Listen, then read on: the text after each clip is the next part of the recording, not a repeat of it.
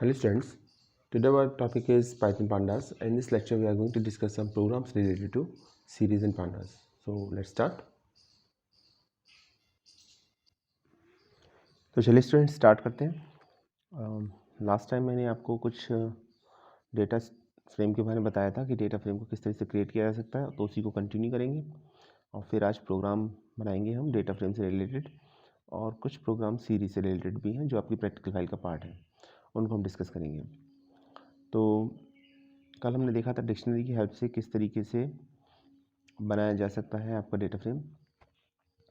तो ये एक एग्जांपल है जो बताता है the following example shows how to create a data frame by passing a list of dictionary and the row indices. तो इसमें हमें क्या करना है, इसमें हमें ये करना है कि आपको डिक्शनरी को लिस्ट के अंदर पास करना है एज ए एलिमेंट। तो क्या होगा, देखिए यहाँ पर ये क्लियर है, बिल्कुल आप देख पा रहे होंगे यहाँ पर कि सबसे पहले हमने पांडास लाइब्रेरी को इंपोर्ट किया। Wait a second, okay. सबसे पहले हमने पांडास लाइब्रेरी को इंपोर्ट किया, उसके बाद हमने एक लिस्ट बनाई और लिस्ट में जो एलिमेंट्स हैं वो एलिमेंट्स आपके डिक्शनरी की फॉर्म में है। डिक्शनरी में हमेशा की वैल्यू का पेयर होता है आपका, और वो कॉलन से सेपरेट होता है, और इस तरीके से एक पेयर दूसरे पेयर से कॉमा से हम सेपरेट करते हैं। तो आप यहाँ पर देखेंगे कि दो डिक्शनरी हैं हमारे पास, और इन दोनों डिक्शनरीज में हम अगर देखें तो की ए बी सी है, बी और ए और बी ये दोनों की आपकी दोनों डिक्शनरी का पार्ट है, पर सी जो की है वो सेकंड डिक्शनरी का पार्ट है, फर्स्ट डिक्शनरी का पार्ट नहीं है। तो जब हम लाइन नंबर 3 में देखते हैं, जब हम जाते हैं तो हम देखते हैं P D dot data frame data. तो आपने जो डिक्शनरी का नेम है जिसका नाम हमने डेटा लिया है उसको as a parameter value pass कर दिया है, और हमने इसका इंडेक्स भी दिया है। ठीक है, चूँकि दो हीरो है तो हमने दो इंडेक्स देंगे, फर्स्ट और सेकेंड। देखिए जो कीज़ हैं वो बेसिकली कॉलम का काम करती हैं, और हम देखेंगे चूँकि हमारे पास दो ही डिक्शनरी है तो हमारे पास दो ही वैल्यू होंगी, तो इसलिए हमने दो इंडेक्स की वैल्यू पास की है, फर्स्ट और सेकंड। लेकिन यहाँ पर जो इंपॉर्टेंट बात है नोटिस करने की वो ये है कि जो सी की है वो सेकंड डिक्शनरी का तो पार्ट है, फर्स्ट डिक्शनरी का पार्ट नहीं है। उस केस में जब ये डिक्शनरी डेटा फ्रेम में कन्वर्ट होगी तो वैल्यू जो शो होगा उस प्लेस पर वो NaN से रिप्रेजेंट होगा। NaN का मतलब है नॉट ए नंबर, यानी नंबर कोई फाइंड आउट नहीं हुआ, कोई भी नंबर नहीं है उस प्लेस पर, तो वहाँ NaN से शो होगा। देखिए फर्स्ट डिक्शनरी के एलिमेंट्स हैं 1 2, ठीक है, और सी का कोई इसमें वैल्यू नहीं है तो NaN से शो हो रहा है। तो ये बहुत इंपॉर्टेंट पॉइंट है, याद रखिएगा। ये एक और एग्जांपल है। इस एग्जांपल में हमने इंडेक्स और कॉलम पैरामीटर दोनों का यूज़ किया है, और हम इसमें देखेंगे कि एक्चुअली हमने इसमें टू डेटा फ्रेम को क्रिएट किया, एक है df1 और एक है df2। तो सबसे पहले एज यूजुअल हम पांडास लाइब्रेरी को इंपोर्ट करते हैं, तो हम लिखते हैं इंपोर्ट पांडास एज pd। उसके बाद हमारे पास डॉट डेटा होना चाहिए, तो डेटा है हमारे पास, और वो डेटा लिस्ट की फॉर्म में है, उसके जो एलिमेंट्स हैं वो डिक्शनरी की फॉर्म में, जैसे पिछली बार थे सेम इस बार भी हैं। और हम देखते हैं कि इसमें ए और बी ए बी सी की हैं, लेकिन सी की डिक्शनरी 1 का पार्ट नहीं है। अभी हमको क्या करना है, अभी हमको df1 और df2 दोनों क्रिएट करनी है।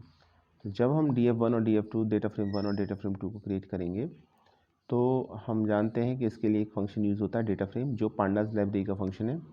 तो हम लिखेंगे df1 is equal to P D dot data frame, और जो पैरामीटर वैल्यू पास करेंगे वो पास करेंगे डेटा। उसके बाद इंडेक्स, यहाँ पर डेटा आपका लिस्ट को रिप्रेजेंट कर रहा है जो हमने ऊपर दी है। इसके बाद मैं लाइन नंबर 4 की बात कर रहा हूँ, यहाँ पर इंडेक्स को पास करेंगे फर्स्ट एंड सेकंड, फिर हम कॉलम की वैल्यू पास करेंगे ए एंड बी, कॉलम की वैल्यू आप दे सकते हैं। तो अभी हमने यहाँ पर एक डिक्शनरी को क्रिएट कर दिया, लेकिन हम यहाँ पर एक और डिक्शनरी क्रिएट करते हैं। यहाँ पर इंपॉर्टेंट बात ये है कि जब हमने कॉलम्स के नेम दिए तो हमने वही नेम दिए जो की के नेम है, ठीक है, और हम ये जानते भी हैं कि जो कीज़ होती हैं वो कॉलम का काम करती हैं, तो हमने नेम भी वही दिए। अब आप कहेंगे कि सर जब की कॉलम का काम करती है और कॉलम बन जाती हैं तो हमें कॉलम में अलग से मेंशन करने की क्या ज़रूरत है। बहुत अच्छा क्वेश्चन है और बहुत इंपॉर्टेंट भी है। देखिए ऐसा है कि जो कीज़ होती हैं आपकी वो कॉलम का काम करती है, कॉलम बन जाती है, ठीक है, कॉलम का नेम होती हैं वो आपकी जब हम डिक्शनरी में कन्वर्ट कर देते हैं। लेकिन चूँकि डिक्शनरी एक अनऑर्डर्ड डेटा टाइप है, तो कीज़ कॉलम तो बन जाएंगी, लेकिन कॉलम का ऑर्डर क्या होगा ये आप डिसाइड नहीं कर सकते। अगर आप डिसाइड करना चाहते हैं कॉलम का ऑर्डर क्या होगा, तो आपको कॉलम पैरामीटर वैल्यू यूज़ करके वो ऑर्डर बताना होगा। जब आप वो ऑर्डर बता देंगे तो उसी ऑर्डर में वैल्यू फिर प्रिंट होंगी। अगर आप ऑर्डर नहीं बताएंगे कॉलम पैरामीटर का यूज़ करके, तो नो डाउट अबाउट इट कि वो कीज़ तो बनेंगी, कीज़ आपकी कॉलम का नेम तो बनेंगी, लेकिन उनका ऑर्डर क्या होगा, कौन पहले आएगा कॉलम, कौन पहले कॉलम बाद में आएगा, ये आप डिसाइड नहीं कर सकते। तो ये है। एक और पॉइंट इसके अंदर ये है कि अगर हम कॉलम पैरामीटर के अंदर कोई एक ऐसी वैल्यू पास कर दें जो कि ना हो, तो क्या होगा, तो फिर ऑब्वियस सी बात है वो की है ही नहीं, तो फिर उसके रिगार्डिंग जो वैल्यूज़ होंगी वो एन एन से रिप्रेजेंट होंगी। तो ये दो डिक्शनरी हमने इसलिए बनाई है, एक में आपको ये बताया गया है कि हमने कॉलम पैरामीटर का यूज़ किया है, दूसरे में ये बताया गया है कि हमने कॉलम पैरामीटर का यूज़ करके एक ऐसी की पास की गई है जो कि एक ऐसी वैल्यू पास की गई है जो कि डिक्शनरी की है ही नहीं। आप देखेंगे दूसरी डिक्शनरी में B1 दिया गया, B1 कोई की नहीं है किसी भी डिक्शनरी में। तो आई थिंक अभी ये बात समझ में आ चुकी होगी आपकी। और पिछले एग्जाम्पल में हमने तो कॉलम पैरामीटर का यूज़ ही नहीं किया था, हमने सिंपल सा एक डिक्शनरी की हेल्प से एक डेटा फ्रेम क्रिएट किया था जहाँ कीज़ जो थी वो डिक्शनरी बन गई थी आपकी। तो चलिए देखते हैं। तो सेकंड है data frame df2 pd dot data frame data index first second column a B1, ये हमने वैल्यू पास कर दी। अब हम डेटा फ्रेम को प्रिंट कराएंगे df1 और df2। जब हम इन दोनों डेटा फ्रेम को प्रिंट कराएंगे तो क्या होगा, तो आउटपुट आएगा, और ऑब्वियसली जैसे हमने बताया जो आपको आउटपुट उसी के अकॉर्डिंग आएगा। फर्स्ट में तो पहले कॉलम ए आएगा, फिर कॉलम बी आएगा, और ए और बी के रिगार्डिंग वैल्यू शो होंगी। ठीक है, याद रखिए इसमें हमने सी को नहीं लिया गया है। तो इसमें एक पॉइंट ये भी है कि जब आप कॉलम डिसाइड करते हैं, कॉलम पैरामीटर का यूज़ करते हैं, और उसमें ये ज़रूरी नहीं कि आप सभी कीज़ को मेंशन करें, तो जिस की को भी आप नहीं लिखोगे उस की के रिगार्डिंग डेटा शो नहीं होगा। तो सी के रिगार्डिंग इसमें डेटा शो नहीं होगा। ठीक है, तो मतलब ये है कि हम की को छोड़ भी सकते हैं और एक न्यू की भी ले भी सकते हैं। अगर हमने किसी की को छोड़ दिया जो कॉलम में मेंशन नहीं की हमने, तो उसके रिगार्डिंग डेटा नहीं शो होगा। और अगर हमने कोई कॉलम की एक ऐसी वैल्यू ले ली जो कोई की है ही नहीं, तो फिर उसके अगेंस्ट एन शो करेगा रिजल्ट। तो ये बहुत ही इंपॉर्टेंट पॉइंट है, और आई होप अभी आपको समझ में आ चुका होगा। अब आप रिजल्ट देखिए और इसको प्रैक्टिकली ज़रूर इम्प्लीमेंट करके देखिएगा, तो ये आपको क्लियर आइडिया देगा कि जो मैं कह रहा था उसका क्या मतलब था। हो सकता है अभी यहाँ पर आपको थोड़ा सा कन्फ्यूज़न हो, बात समझ में ना आ रही हो, लेकिन जब आप इम्प्लीमेंट करके देखेंगे, इम्प्लीमेंट करने के 3 स्टेप्स हैं। पहला ये कि आप सिंपल डेटा को डेटा फ्रेम में कन्वर्ट कर लें। डेटा यहाँ पर एक डिक्शनरी है, डिक्शनरी का नेम है, उसको हम डेटा फ्रेम में कन्वर्ट कर लें। दूसरा ये है आप कॉलम पैरामीटर की हेल्प से कन्वर्ट करें, और कॉलम में जितनी भी कीज़ हैं उनको वैल्यू को पास करें। तीसरा स्टेप आपको ये करना है कि आपको सभी वैल्यू कॉलम पैरामीटर नहीं पास करनी, कुछ वैल्यू कॉलम पैरामीटर में पास करनी है। और फोर्थ स्टेप आपको ये करना है कि आपको एक ऐसी कॉलम की वैल्यू लेनी है जो की है ही नहीं। तो आपको इन चार में डिफरेंस पता चल जाएगा जैसा मैंने बताया। मैं आपको फिर भी एक बार बता देता हूँ कि जब आप कॉलम पैरामीटर का यूज़ नहीं करते तो कीज़ तो कॉलम बन जाती है, लेकिन उनका ऑर्डर फिक्स नहीं होता। ऑर्डर फिक्स करने के लिए आपको कॉलम पैरामीटर का यूज़ करना पड़ेगा। कॉलम पैरामीटर का यूज़ करते समय आपको जो भी आप कीज़ के नेम देंगे एज ए पैरामीटर वैल्यू, तो वही सिर्फ कॉलम की वैल्यूज़ प्रिंट होगी, बाकी और कोई प्रिंट नहीं होगी। और अगर आपने ऐसा किया कि कोई ऐसी वैल्यू ले ली जो कि एग्जिस्ट ही नहीं करती, तो फिर उस केस में एन शो होगा। तो प्रैक्टिकल इम्प्लीमेंट करके देखिएगा, हम भी दिखाएंगे आपको प्रैक्टिकल इसका। अभी ये डिस्कशन चल रहा था पाइथन पांडास के ऊपर, डेटा फ्रेम पर किस तरीके से हमारे पास एक लिस्ट हो जिसमें हम डिक्शनरी एज एलिमेंट पास की गई हो, तो हम कैसे उनको कन्वर्ट कर सकते हैं डेटा फ्रेम में। देखिए ये आउटपुट आएगा, यहाँ पर आउटपुट देख लीजिए। तो दो ही कॉलम लिए थे हमने, कॉलम पैरामीटर में दो ही वैल्यू ली थी, ए और बी। सी ली नहीं थी तो सी के रिगार्डिंग वैल्यू प्रिंट नहीं हो रहा। इंडेक्स की वैल्यू फर्स्ट और सेकंड ली थी तो वो शो हो भी रही, आप देख ही रहे हैं। और सेकंड में हमने B1 लिया था कॉलम, अब B1 नाम की कोई की थी नहीं किसी भी डिक्शनरी में, तो इसके अगेंस्ट जो वैल्यू शो कर रहा है वो एन शो कर रहा है। एन का मतलब मैंने अभी बताया, नॉट ए नंबर, कोई नंबर फाइंड आउट नहीं हुआ, इसलिए यहाँ पर एन आ रहा है। तो आई थिंक क्लियर हो गया होगा आपको। चलिए आगे चलते हैं। देख लीजिएगा और इस प्रोग्राम को स्पेशली एग्जीक्यूट करके देखिएगा जैसे मैंने बताया उस तरीके से। पहले क्या करना है, पहले आपको सिंपल एक लिस्ट लेनी है जिसके अंदर एलिमेंट्स एज ए डिक्शनरी की फॉर्म में पास करने हैं और उसको डेटा फ्रेम में कन्वर्ट करना है। सेकंड स्टेप आपको ये करना है कि आपको कॉलम पैरामीटर का यूज़ करना है और सभी जितनी भी कीज़ हैं उनको यूज़ करना है। थर्ड स्टेप में आपको ये करना है कि आपको सभी की को यूज़ नहीं करना, 1 या 2 जितनी भी की आप लेना चाहें उसको आपको कॉलम पैरामीटर में पास करना है। और फोर्थ स्टेप आपको ये है कि आपको कोई ऐसी वैल्यू कॉलम पैरामीटर में पास करनी है जो कि है ही नहीं, और आप डिफरेंस देखिएगा आपको समझ में आ जाएगा ये। तो चलिए आगे चलते हैं। अब हम देखेंगे कि हमको एक डेटा फ्रेम क्रिएट करना है और वो डेटा फ्रेम जो क्रिएट करना है वो क्रिएट करना है डिक्शनरी ऑफ सीरीज़ की हेल्प से। एक डिक्शनरी बनाएंगे जिसके एलिमेंट जो एक डिक्शनरी बनाएंगे जिसमें हम जो वैल्यू लेंगे वो सीरीज़ की फॉर्म में लेंगे। तो चलिए देखते हैं। सबसे पहले क्या करना होगा, इंपोर्ट पांडाज एसपीडी, ये लाइन हम हमेशा लिखते हैं। पांडाज लाइब्रेरी को इंपोर्ट करते हैं। सेकेंड हम पांडाज लाइब्रेरी को इंपोर्ट करते हैं और पांडाज लाइब्रेरी को इंपोर्ट करने के बाद रीनेम करते हैं पीडी से। अब कोई भी हमें इसका फंक्शन यूज़ करना होगा तो हम पीडी डॉट फंक्शन नेम लिखेंगे। देखिए एक डिक्शनरी का नेम लिया डी, उसकी की ले ली। इसमें हमेशा वैल्यू की इसमें हमेशा पेयर की फॉर्म में वैल्यू पास होती है और पहले की देते हैं फिर की के अगेंस्ट वैल्यू देते हैं। वैल्यू एक सिंगल वैल्यू भी हो सकती है और ये भी हो सकता है कि वो सीरीज़ हो, एक डिक्शनरी हो, एक लिस्ट हो। ठीक है, तो यहाँ पर की का नेम हो गया 1 और कॉलन के बाद जब हमने वैल्यू दी तो वैल्यू दी हमने P D dot series, series पास की हमने। ठीक है, सीरीज़ फंक्शन हम जानते हैं कि पाइथन पांडास का ही है तो कोई प्रॉब्लम नहीं है उसमें, एक सीरीज़ क्रिएट हो जाएगी। और इंडेक्स भी दे दिया हमने पैरामीटर इसमें अंदर, जब सीरीज़ पास की है तो इंडेक्स भी दे दिया ABC। इसी तरीके से की 2 ली, इसमें भी एक सीरीज़ पास कर दी हमने। देखिए जो पेयर है ना वो हमेशा की और वैल्यू का कॉम्बिनेशन होगा और एक पेयर दूसरे पेयर से कॉमा से सेपरेट होता है, ये ध्यान रखिएगा। तो एक पेयर बन गया 1 PD सीरीज़ 1 2 3 इंडेक्स ABC, ये एक पेयर बन गया। अब दूसरा पेयर देखिए, की है 2 और यहाँ पर सीरीज़ है PD dot series 1 2 3 4 values pass की, इंडेक्स भी दे दिया ABCD। अब हमने यहाँ पर एक डिक्शनरी बना दी। इस डिक्शनरी की खास बात यह है 2 पेयर्स है इसमें, एक पेयर में की वैल्यू का एक कॉम्बिनेशन होता है। हमने जो की दी है वो 1 और 2 दी है और जो वैल्यू दी है वो वैल्यू हमने एक सीरीज़ की फॉर्म में दी है। ठीक है, और सीरीज़ फॉर्म में देने के लिए हमने सीरीज़ फंक्शन का यूज़ किया है। तो बाद में जब ये कन्वर्ट हो जब हमारी डिक्शनरी बन जाएगी तो इस डिक्शनरी को फिर हमें डेटा फ्रेम में कन्वर्ट करना होगा। कैसे, हम लिखेंगे df is equal to PD dot data frame D. तो होगा ये कि ये डिक्शनरी डेटा फ्रेम में कन्वर्ट हो जाएगी। हमको आउटपुट देखना है तो हम डेटा फ्रेम को प्रिंट कराएंगे तो हमको आउटपुट भी मिल जाएगा। तो हमने लिखा बाद में प्रिंट df, डेटा फ्रेम को प्रिंट कराया और ये आ गया आपका।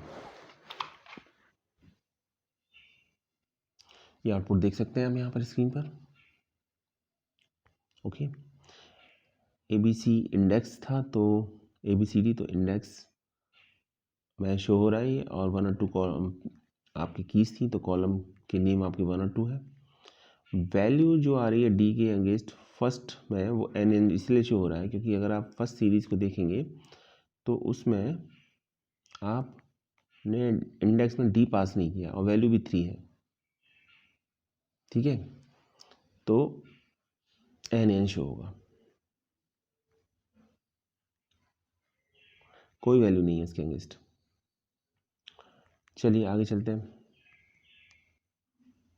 आई थिंक अभी समझ में आ चुका होगा आपको। अपनी प्रैक्टिकल फाइल पे चलते हैं। अभी तक हम 3 प्रोग्राम्स कर चुके थे। ये इतना सब आपको सिर्फ इसलिए बताया गया कि आप डेटा फ्रेम क्रिएट करना सीख जाएं अच्छी तरीके से, कोई डाउट ना हो डेटा फ्रेम क्रिएट करते समय। ये प्रोग्राम नंबर 4 है जिसके अंदर हमने एक डेटा फ्रेम कन्वर्ट किया है और एग्ज़ाम में ऐसा क्वेश्चन आ सकता है तो आपको समझना है। कॉन्सेप्ट मैं इसलिए 2 दिन से समझा रहा था आपको अच्छी तरीके से, आपको प्रोग्राम में कोई प्रॉब्लम ना हो। अब मुझे नहीं लगता प्रोग्राम में कोई प्रॉब्लम होगी। देखिए डेटा फ्रेम हम नॉर्मली डिक्शनरी की हेल्प से क्रिएट करते हैं तो आपको डिक्शनरी की हेल्प से ही आना चाहिए मेनली। बाकी तो जो और भी मैंने बताया तो उसकी हेल्प से भी कर सकते हैं, लेकिन जनरली आप देखेंगे प्रोग्राम में जब आप डेटा फ्रेम क्रिएट करेंगे तो वो डिक्शनरी की हेल्प से क्रिएट करेंगे, तो ये याद रखिएगा। और इसी से रिलेटेड ये प्रोग्राम भी है।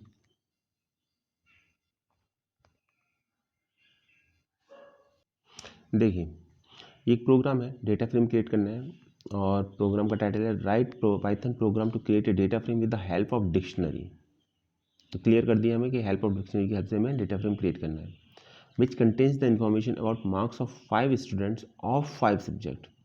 5 स्टूडेंट्स के मार्क्स हमें एंटर करने हैं, वो भी 5 डिफरेंट सब्जेक्ट्स के। कहा गया कि dictionary contains write command to create dictionary also. तो डिक्शनरी का डेटा दे रखा है और कहा गया है कि हमें डिक्शनरी क्रिएट करनी है, इसके लिए कमांड लिखनी है। तो 5 स्टूडेंट के मार्क्स एंटर करने, याद रखिएगा टारगेट क्या है, 5 स्टूडेंट्स के मार्क्स एंटर करने हैं 5 डिफरेंट सब्जेक्ट्स में, ठीक है, किस में, डेटा फ्रेम में। और डेटा फ्रेम को किसकी हेल्प से क्रिएट करना है, डिक्शनरी की हेल्प से, ठीक है। 5 सब्जेक्ट कौन कौन से हो गए, हमने ले लिया math, science, social science, Hindi, English, 5 subjects हो गए। और 5 स्टूडेंट्स के नेम है तो एक नेम का भी कॉलम लेंगे हम, तो टोटल कॉलम जो कितने हो गए हमारे पास 6, ठीक है। 5 स्टूडेंट्स के नेम आएंगे तो हमारे पास 5 रोज हो जाएंगी, उसके रिगार्डिंग हमें डेटा इंसर्ट करना पड़ेगा।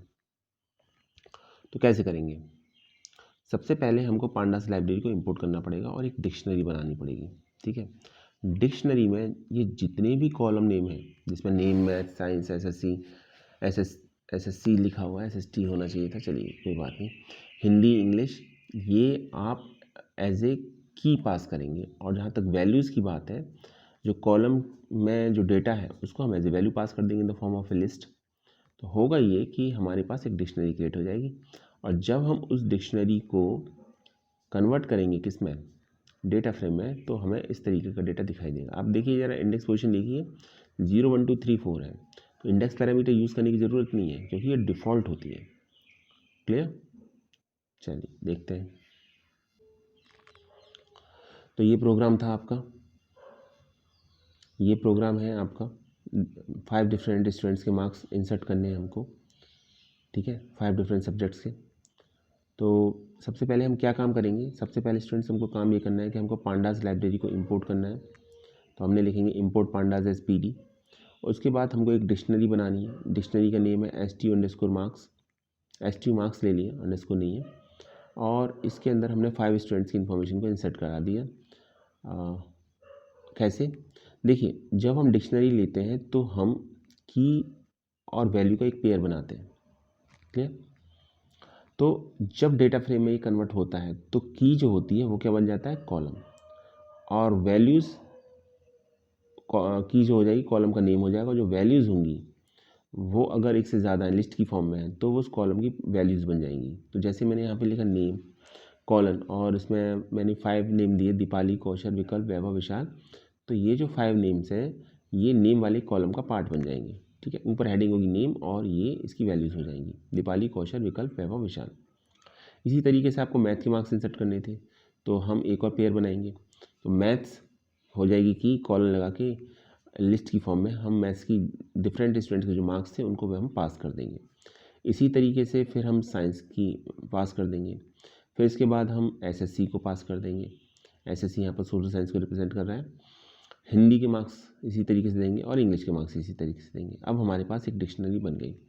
डिक्शनरी में डिफरेंट कीज़ है, जब हम इसे डेटा फ्रेम में कन्वर्ट करेंगे तो ये कीज़ आपके कॉलम का नेम बन जाएंगे और जो वैल्यूज़ हमने लिस्ट की फॉर्म में दी हैं इन कीज़ के रिगार्डिंग वो उस कॉलम्स की वैल्यू हो जाएंगी। तो इस तरीके से हम एक डेटा फ्रेम क्रिएट कर पाएंगे। तो फिलहाल तो हमने एक डिक्शनरी बनाई है और डिक्शनरी का नेम है STU_marks। इस डिक्शनरी को डेटा फ्रेम में क्रिएट करने के लिए हमको डेटा फ्रेम का एक नेम लेना पड़ेगा। हमने लिया DF मार्क्स और लिखा PD.DataFrame, ठीक है। वैल्यू पास कर दी STU_marks। STU_marks हमने जब वैल्यू पास कर दी इसके अंदर, ठीक है। STU_marks क्या है, STU_marks एक डिक्शनरी का नेम है और आपके जो कॉलम्स हैं उसकी वैल्यू देंगे। अच्छा, कॉलम्स की वैल्यू क्यों देंगे, कॉलम्स की वैल्यू अगर हम नहीं देंगे तो डिक्शनरी तो डेटा फ्रेम में कन्वर्ट हो जाएगी। अभी थोड़ी देर पहले बताया था, अब इस प्रोग्राम के रिगार्डिंग में एक बार फिर बता देता हूँ आपको कि ये डिक्शनरी ये डिक्शनरी आपकी डेटा फ्रेम में कन्वर्ट हो जाएगी, कोई प्रॉब्लम नहीं है। लेकिन होगा ये कि कॉलम के नेम आगे पीछे हो सकते हैं, हो सकता है मैथ पहले आया नेम बाद में आया, अब ये और ज़्यादा ऑड लगेगा। नेम पहले आना चाहिए स्टूडेंट्स का, उसके बाद उसके मार्क्स आने चाहिए, मार्क्स वाले कॉलम आना चाहिए, चाहे वो मैथ के चाहे साइंस के चाहे सोशल साइंस के। ठीक है। और हम उसमें ये भी चाहते हैं कि नहीं, पहले मैथ के ही मार्क्स आएँ, साइंस के मार्क्स आएँ, उसके बाद सोशल साइंस के मार्क्स आएँ, फिर लैंग्वेज जो सब्जेक्ट्स हैं उनके मार्क्स आएँ। तो फिर यहाँ पर हमको कॉलम पैरामीटर यूज़ करना पड़ेगा। अगर हम यहाँ पर कॉलम पैरामीटर यूज़ नहीं करेंगे तो होगा ये कि आपका डिफरेंट सब्जेक्ट्स के मार्क्स तो आएंगे लेकिन उनका ऑर्डर अलग अलग होगा। ठीक है। तो यहाँ पर वो फिक्स करने के लिए हम कॉलम पैरामीटर का यूज़ करेंगे।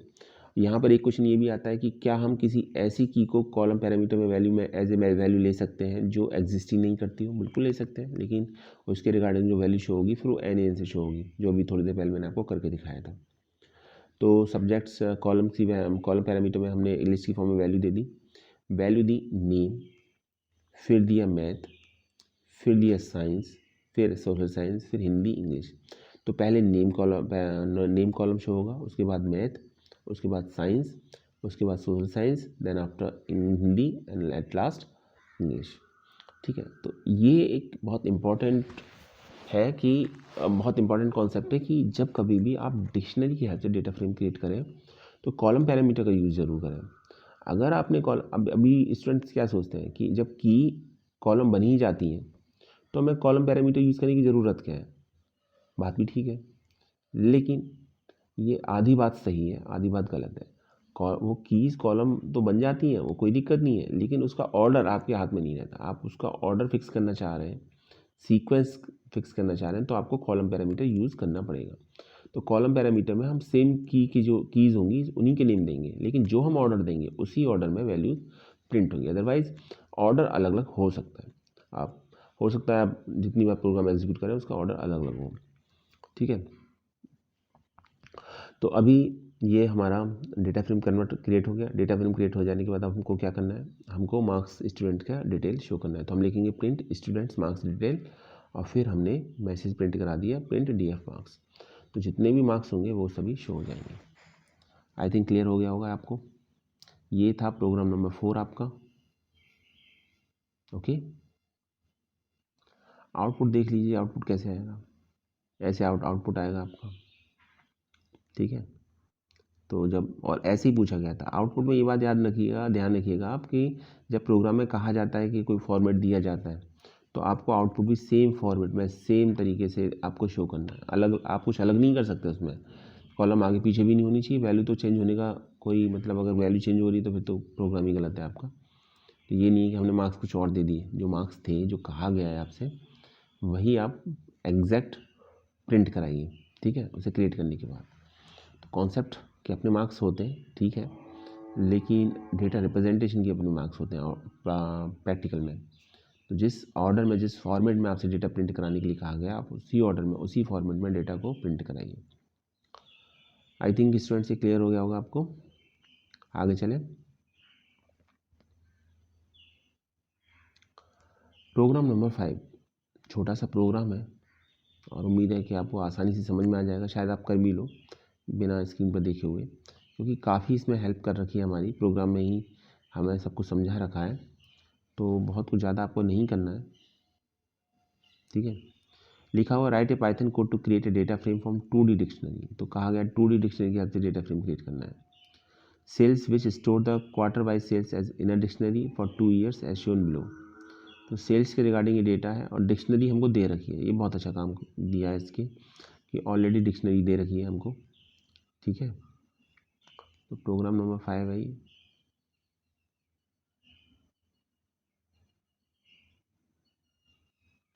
अभी इस प्रोग्राम के अंदर आप गौर से देखिए कि है क्या। इस प्रोग्राम में जो एक डिक्शनरी है, ऑब्वियसली डिक्शनरी पेयर होते हैं की और वैल्यू के। तो की दे रखी है वो तो चलो ठीक है, लेकिन जो वैल्यू दे रखी है वो लिस्ट की फॉर्म में नहीं दे रखी, वो अगेन डिक्शनरी की फॉर्म में दे रखी है। तो डिक्शनरी के अंदर जो वैल्यूज़ हैं वो खुद डिक्शनरी की फॉर्म में दे रखी हैं। तो 2 years है, ईयर 1 और ईयर 2, और उसमें क्वार्टर वाइज इन्फॉर्मेशन दे रखी है Q1 Q2 Q3। ठीक है, दोनों ईयर की, ईयर 1 की और ईयर 2 की। और हमसे कहा गया है कि आपको ये डिक्शनरी लेके डेटा फ्रेम क्रिएट करना है। Is it clear? समझ में आ गया आपको? तो चूँकि ऑलरेडी हमको समझा रखा है तो हमारा काम भी बहुत आसान है इसे इम्प्लीमेंट करने का। हम करते हैं, चलिए देखते हैं। ये कोड है इसका। ठीक है, कोड देख लीजिए, समझ लीजिए। और उससे पहले क्वेश्चन को समझ लीजिए, क्वेश्चन को पढ़ लीजिए, क्वेश्चन में क्या कहा गया है। तो सबसे पहले काम क्या करेंगे, एज यूजुअल हम पांडास लाइब्रेरी को इंपोर्ट करेंगे। हमने पांडास लाइब्रेरी इंपोर्ट कर दी, इंपोर्ट पांडास एज पीडी, ठीक है। और फिर जो क्वेश्चन में डिक्शनरी हमको दे रखी थी उसको हम एज इट इज़ लिख देंगे, हम कोई चेंज नहीं करेंगे क्योंकि वो हमें दे रखा है, तो उसमें हमें कुछ करना ही नहीं है। तो हमारा काम आसान ही हो गया, इसमें मुश्किल कुछ नहीं है। तो डिक्शनरी का नेम दे रखा सेल्स, इसको एज इट इज़ हमने दे दिया। अब फिर उसके बाद क्या करेंगे, उसके बाद हम ये काम करेंगे कि हम डेटा फ्रेम क्रिएट करेंगे। डेटा फ्रेम का नेम ले लिया हमने df, और हमने लिखा df is equal to pd dot data frame, ठीक है। और डेटा फ्रेम किसका कन्वर्ट करना है, पैरेंथेसिस में उसका हम नेम लिखेंगे, उसका नेम दिया है सेल्स, डिक्शनरी का नेम है सेल्स, तो उसको as a parameter value pass करेंगे। और फिर हम प्रिंट मैसेज कराएंगे कि हम डेटा फ्रेम प्रिंट कराने जा रहे हैं, तो हम लिखेंगे प्रिंट डेटा फ्रेम इज़, और फिर नेक्स्ट लाइन के अंदर हम डेटा फ्रेम को प्रिंट कराने से रिलेटेड स्टेटमेंट दे देंगे प्रिंट df। थोड़ा मैं जूम कर देता हूँ, फिर देखिएगा इसको और अच्छी तरीके से देख लीजिए, समझ लीजिए इसको।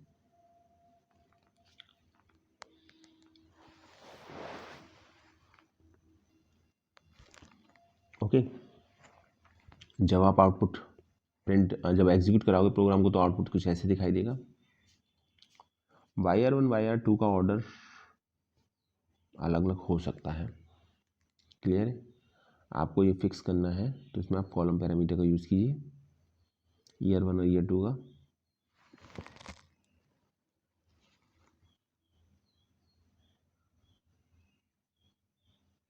तो ये ध्यान रखिएगा, 3 रोज और 2 कॉलम्स आएंगे इसके अंदर। इस तरीके से आउटपुट आएगा जैसा स्क्रीन पर दे रखा है आपको एग्जीक्यूट कराने पर। चाहे तो आप कॉलम पैरामीटर का यूज़ करके डिफाइन कर सकते हैं कि yr1 पहले आएगा और yr2 बाद में आएगा। चलिए नेक्स्ट प्रोग्राम देखते हैं, ये हमारा आज का लास्ट प्रोग्राम है, प्रोग्राम नंबर 6। हमें दो पांडा सीरीज़ को कंपेयर करना। देखिए अब क्रिएशन से रिलेटेड प्रोग्राम हो गए। अभी तक हमने 5 प्रोग्राम्स देखे थे, उन 5 प्रोग्राम्स में हमने सीरीज़ कैसे क्रिएट होती है, डेटा फ्रेम कैसे क्रिएट होता है, उससे रिलेटेड प्रोग्राम से। अब सीरीज़ और डेटा फ्रेम पर जो ऑपरेशंस होते हैं, परफॉर्म होते हैं, उनसे रिलेटेड प्रोग्राम होंगे आगे आपके, ठीक है। तो ये प्रोग्राम नंबर 6 है, पहला प्रोग्राम है जो सीरीज़ के ऑपरेशन, सीरीज़ को कंपेयर करके बता रहा है, वरना तो अभी तक हमने सीरीज़ को क्रिएट करना ही सीखा है।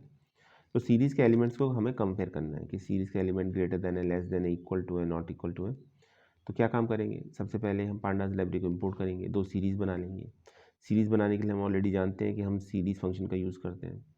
तो सीरीज़ के एलिमेंट पास कर दिए 2 4 6 8 10, सेकंड सीरीज़ में 1 3 5 7 9, दोनों में एलिमेंट अलग अलग हैं और हमें इन एलिमेंट्स को कंपेयर करना है।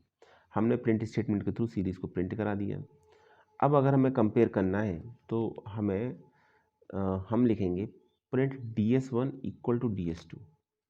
लेस देन वाला कंपेयर करना है, ग्रेटर देन वाला कंपेयर करना है, तो प्रिंट स्टेटमेंट के अंदर ही दे देंगे ds1 is greater than ds2। Less then के लिए दे देंगे ds1 is less than ds2। देखिए होगा क्या, 2 सीरीज़ हम ऑलरेडी क्रिएट कर चुके हैं और सीरीज़ के डिफरेंट एलिमेंट है, एलिमेंट भी हमने बता दिए क्या क्या है।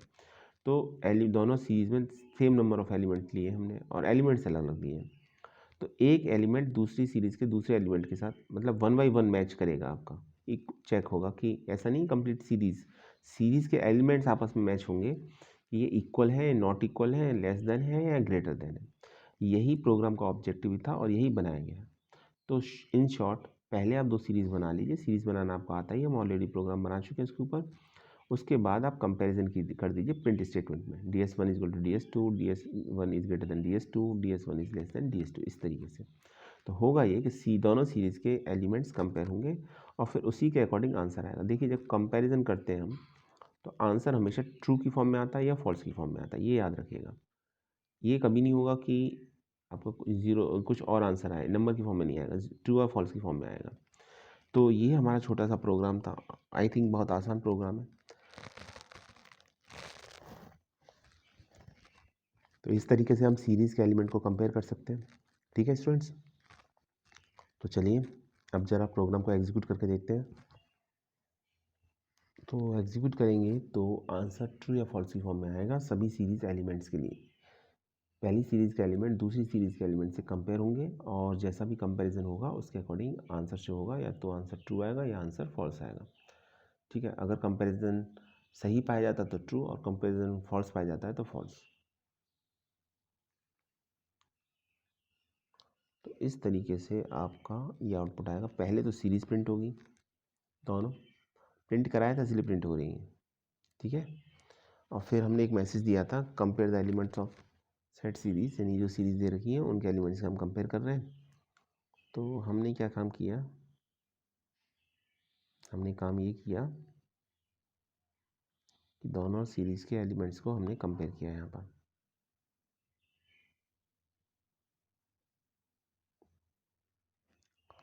ये देखिए वैल्यूज़ आ गई।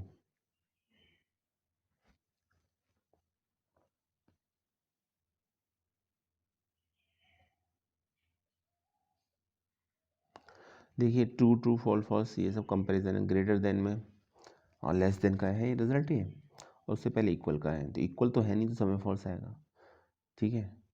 और वो वैल्यू ली थी इवन नंबर, ऑड नंबर ली थी, तो ऑब्वियसली वो भी कंटिन्यूसली थी 2 4 6 8 10।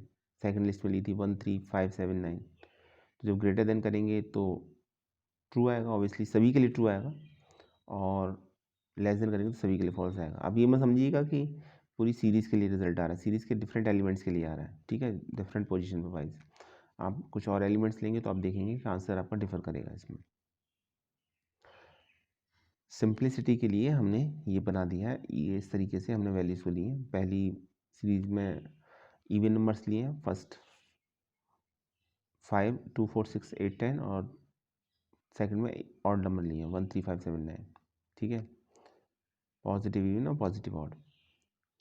तो स्टूडेंट्स ये था आज का हमारा वीडियो। आई होप आपको समझ में आ चुका होगा। नेक्स्ट वीडियो में हम प्रोग्राम नंबर 7 आप देख ही रहे हैं, ये करेंगे। आप चाहें तो इसको कर सकते हैं खुद भी। और अब जैसे आप जानते हैं कि सीरीज़ और डेटा फ्रेम क्रिएट करना हम सीख चुके हैं, थोड़ी प्रैक्टिस कीजिए, और अब डिफरेंट ऑपरेशन जो सीरीज़ और डेटा फ्रेम पर परफॉर्म होते हैं उनको हम देखेंगे। Thanks for watching this video.